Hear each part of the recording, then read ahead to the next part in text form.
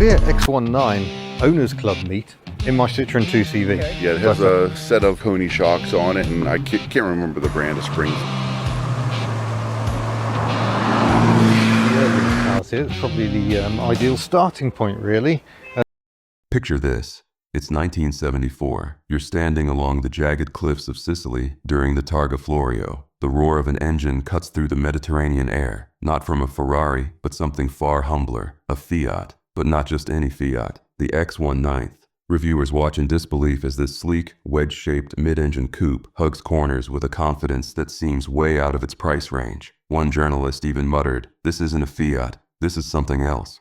And that was the magic of the Fiat X1. Born at a time when the world was reeling from the 1973 oil crisis, the X1 offered a fresh promise: European flair, sports car excitement, and engineering ingenuity, all without the wallet-burning price tag. American buyers, disillusioned with thirsty V8s and muscle car maintenance, suddenly found themselves eyeing something different, something Italian, something exotic, but accessible. This wasn't just another quirky Italian car. This was the working man's Ferrari, a vehicle that borrowed the heart of racing and stuffed it into a mid-engine sports coupe under $5,000. With its sleek wedge car design, the X1 looked like it belonged in Maranello, but it rolled off Fiat's production lines. But how did a company more known for small city cars and affordable transportation manage to bottle such magic? Well, to answer that, you've got to go back, way back, to a moment when Italian designers were sketching dream machines inspired by boats, space missions, and architectural purity. You'll meet Marcello Gandini.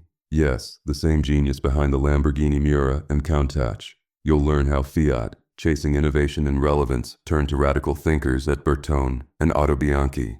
This is the story of the Fiat X1, a rare vintage car that changed the rules, a Fiat that drove like a Ferrari, cost like a Pinto, and stood as a bold rebellion against boring. And for a moment in history, this forgotten sports car from Italy became the affordable dream that fueled the imagination of thousands. Strap in. This isn't just a Fiat classic car. It's the Fiat X1, and it might just be the greatest mid-engine sports car you never really knew. Born from boats and moon dreams, the Gandini vision. Now here's where things get wild, because the Fiat X1 wasn't born in a traditional car studio. It was sculpted from visions of boats, spacecraft, and speed. Marcello Gandini, the mind behind some of the most iconic cars of the 20th century, didn't just design the X1. He reimagined what an affordable sports car could look like for the masses. At the Bertone design studio, Gandini was already famous for his rebellious lines, the Lamborghini Miura, the Lancia Stratos, the Countach. But when tasked with imagining something small, sporty, and affordable, he didn't reach for roadmaps. He reached for water. The result? The Fiat A112 runabout concept. A barchetta, literally little boat, transformed into a car. This wild prototype had nautical cues everywhere. A roll hoop styled like a sail arch, a flat deck that echoed a boat's bow, and a center styling bar that looked straight out of a regatta. It was strange. It was bold. It was pure Gandini. And people couldn't stop talking about it. Meanwhile, Fiat had just taken over Autobianchi, a smaller manufacturer known for experimentation. With Fiat searching for a replacement to the aging Fiat 850 Spider and eager to tap into the growing youth market, the stage was set.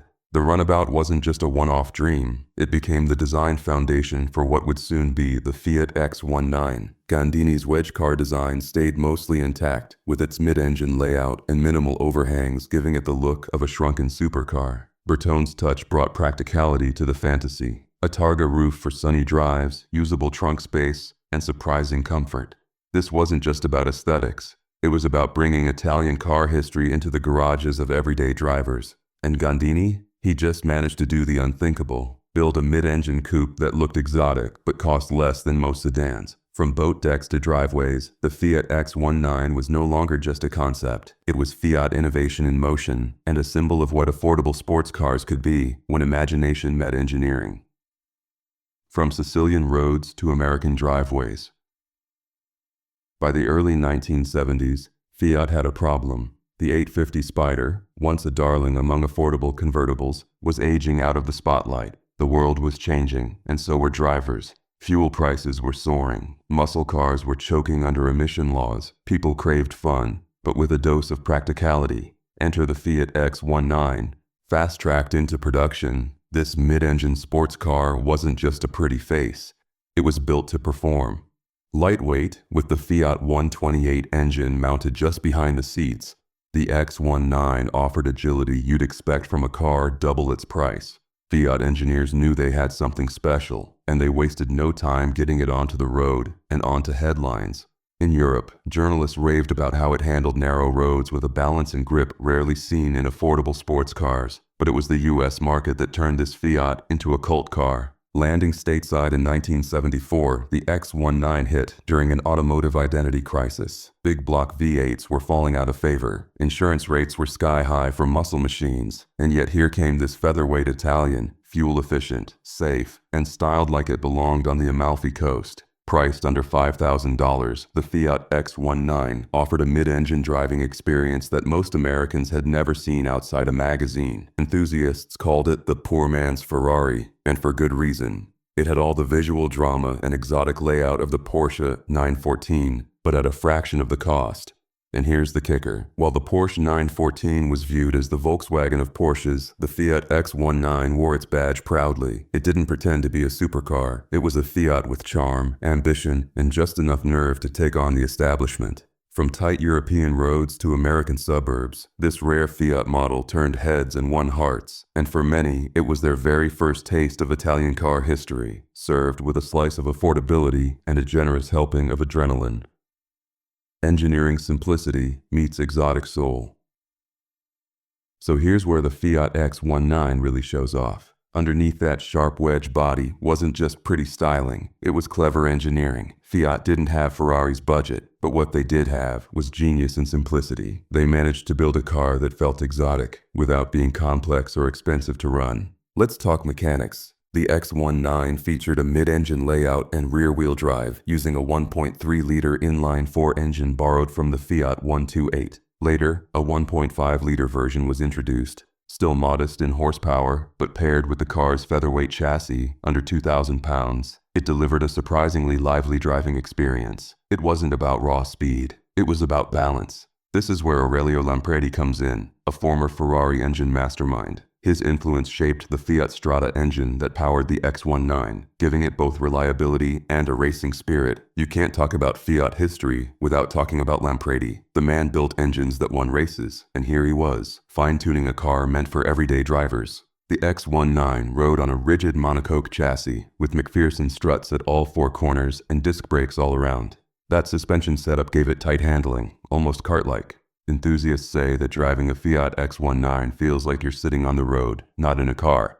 But it wasn't all smooth sailing. The US version had to wrestle with strict emission standards, which meant swapping carburetors for Bosch fuel injection and adding weight with bumpers and safety gear. The early chrome bumpers gave way to black rubber fascia in the 1980s. Not everyone loved the look, but safety regulations demanded it. Still, even with those compromises, the X19 managed to keep its spirit intact. It was never meant to outgun the big players. It was built to connect you with the road, to give you that Italian sports car feel, on a budget. And with that kind of soul, this forgotten sports car quickly earned a place in the hearts of Fiat collectors and enthusiasts around the world. The American love affair and the Bertone takeover. By the late 70s, something fascinating had happened. While many European cars struggled to break into the American market, the Fiat X19 had found its second home in the US. Over 100,000 units were sold, most of them stateside. Americans couldn't get enough of this affordable Italian sports car that looked like it belonged in Monaco, but cruised Main Street with confidence. It was a true love affair. Even with emissions restrictions and oversized bumpers, the Fiat X19 still delivered the kind of mid-engine driving experience that was rare outside of premium European brands. Fiat X19 enthusiast groups began popping up across the US, trading tips, swapping parts, and organizing weekend drives that felt more like Italian car history tours. But in 1982, Fiat did something unexpected. They left the American market.